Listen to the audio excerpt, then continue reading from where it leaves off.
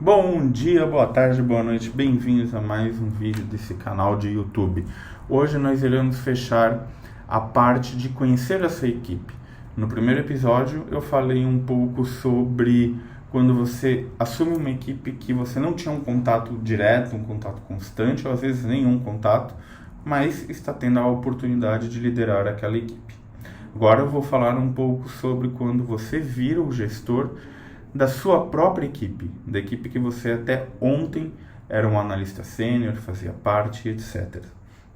Nesse ponto, e rapidamente falando, eu lembro muito de um episódio de How I Met Your Mother, em que o personagem principal, Ted Mosby, ele vira gerente, gestor do escritório de arquitetura que ele trabalhava. Então ele vai mostrando um paralelo em que ele era o cara que estava no café falando sobre o chefe com um colega e de repente o assunto chega e ele para virar o assunto que chega e ele percebe aquele clima das pessoas parando de falar e tal.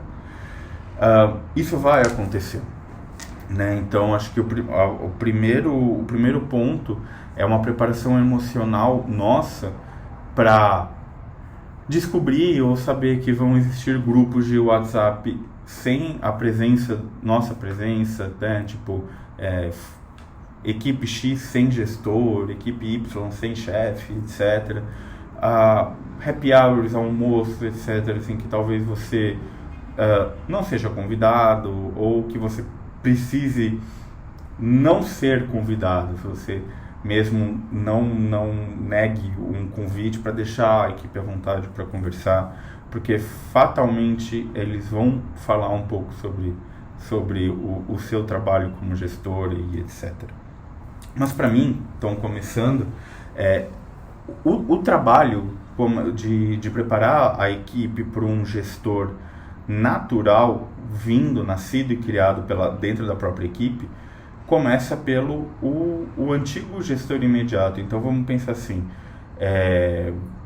era um grupo de, vamos supor, 4, 5 analistas que reportava diretamente para um gerente.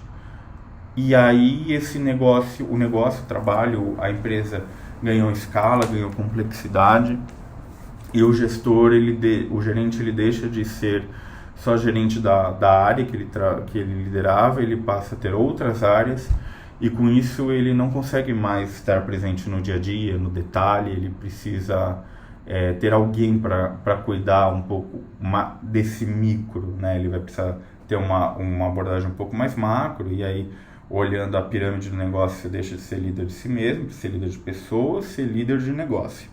Então ele começa a ser líder de negócio, a vocação começa a ser chamada.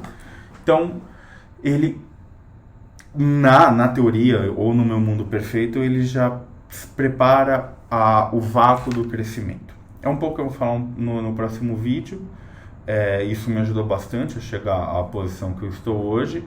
Mas é começar a identificar dentro da equipe os talentos sucessórios, porque a gente, como eu falei, a gente não sabe se amanhã nós vamos estar na empresa, se a gente vai trocar de área, se a gente vai ganhar na Mega Sena e mudar para o Tahiti ou vender nossa arte na praia. Então precisamos já identificar os talentos que possam assumir um lugar de liderança num prazo muito rápido, com uma adaptação muito rápida, né? Nesse caso de assumir a própria equipe, né? Que até anteontem a pessoa era analista ou não. Então começa-se daí. A partir do momento que, na minha visão, esse gerente tem identificado, vamos supor, a equipe tem 3 analistas sêniores, ele entende que 2 têm essa capacidade, tem essa nem capacidade, eu vou me corrigir, a facilidade de liderar pessoas, ela começa a preparar e tornar essas pessoas referências dentro da equipe. E para naturalmente quem está lá dentro enxergar a pessoa como a escolha mais sensata para a posição de se abrir, né? Então, não vou contratar de fora, tem muita empresa que não está contratando de fora, vou promover dentro, que para mim é super legal, você está reconhecendo um talento interno. E beleza, eu estou também preparando para quando eu reconhecer essa pessoa, ele não enfrente muita resistência. Talvez alguma, mas não muita. E aí Se a pessoa, as pessoas vai ser, fulano de tal já me ajudou naquele momento que eu estava com alguma dificuldade, me deu mentoria, sei lá, de SQL, me ajudou a entender, a criar uma apresentação legal, a treinar para falar em público, alguma coisa assim. Então, criar esses pontos de conexão e empatia com a equipe. Beleza. E para a pessoa que virou o líder, essa posição pode ser no início estranha, né?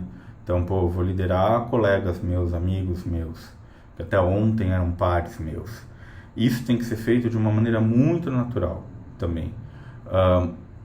Tem um exemplo de uma equipe que eu fiz parte em que uma pessoa que é minha amiga, ela foi colocada para cobrir as férias de um gestor e esse gestor não teve a sensibilidade de perceber que a equipe não estava 100% unida, tinha umas fissuras.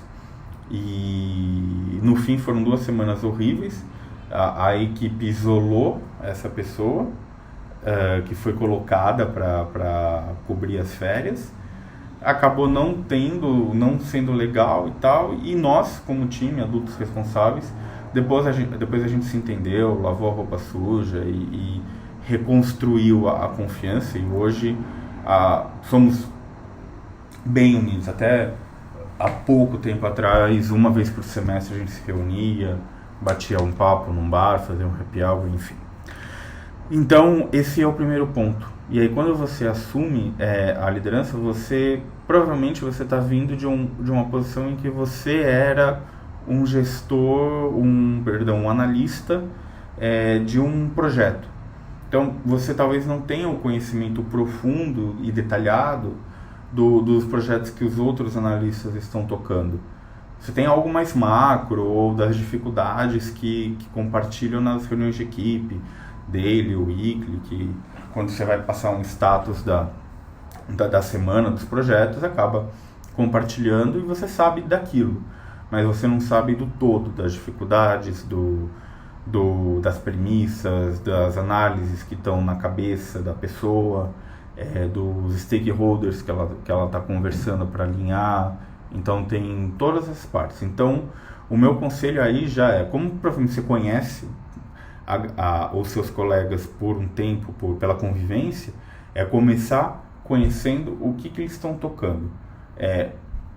O que eles precisam de ajuda, aonde está difícil destravar, e sempre na postura humilde, não naquela postura que eu falei no primeiro vídeo, arrogante, eu sei de tudo, eu sou líder daqui, deixa eu fazer. Não. É conhecer, entender e ajudar a destravar o que o teu liderado, a pessoa da tua equipe, falar, isso aqui está complicado, eu preciso de ajuda. Porque quando você assume essa posição, você passa a ser responsável também pela carreira da pessoa.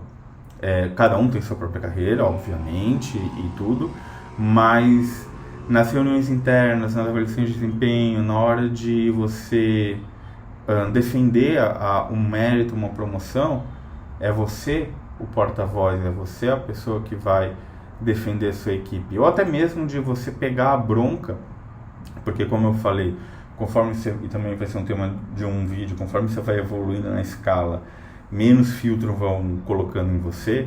O meu mentor, um gestor que é meu mentor, ele me falou que você precisa ter peito de aço quando você assume a liderança, e conforme você vai galgando a liderança, cada vez mais vai ter que ter peito de aço. Você vai absorver o impacto e vai transmitir para o time de uma forma que vamos corrigir, não vai mais acontecer. E você vai assumir a culpa, você não vai falar para a pessoa, seu time errou, não, a culpa é de fulano. Não, a culpa é minha, eu vou corrigir, tem uma justificativa, caso você queira ouvir a justificativa eu te dou, mas eu vou corrigir internamente com a equipe e conversar, explicar a situação, o comportamento e o impacto que aquilo teve, é uma técnica de feedback, oportunamente vamos falar também, e garantir que está blindado e que esse tipo de erro não vai acontecer. Como diz o Mário Sérgio Cortella, cometa-se erros, mas cometa-se erros novos, inéditos. Então acho que essa é a principal regra de ouro, né? Você conhecer o trabalho da equipe, perguntar onde você pode ajudar e ajudar a destravar. E não meter o bedelho no que está indo bem, mas sim apoiar, ser o apoio. E daí você vai conquistando a confiança, base de qualquer relacionamento. Conquistar a confiança. Até mesmo quando você vira gestor da sua equipe, da equipe que até ontem você era analista. Você vai ter que reconquistar a confiança. Então, esse é a dica de hoje desse vídeo. Um ponto. Nem sempre as pessoas vão aceitar sua liderança. E tá tudo bem. Tem pessoas que realmente não vão concordar que você estava preparado, vão se sentir injustiçadas, vão se sentir com deméritos, né? Então, nesses casos, talvez você não consiga, talvez você consiga recuperar, talvez você não consiga recuperar. E quando você não conseguir recuperar, é legal você já conversar, se tua empresa tiver essa estrutura, com o teu gestor direto, com uma equipe de RH, de business partners, e já começar a traçar o futuro dela. Talvez seja uma pessoa muito boa para a empresa, que começou a desmotivar por não ver aquilo, não concordar com o que aconteceu dentro da equipe. Mas é um recurso valioso para a empresa, entrega resultado.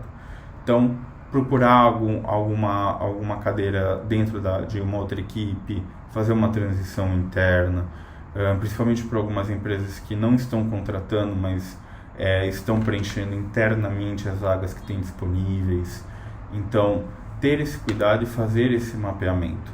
E se infelizmente não tiver como, aí sim partir para uma decisão um pouco mais drástica, mas que todo gestor passa na vida, que é fazer o desligamento de alguém.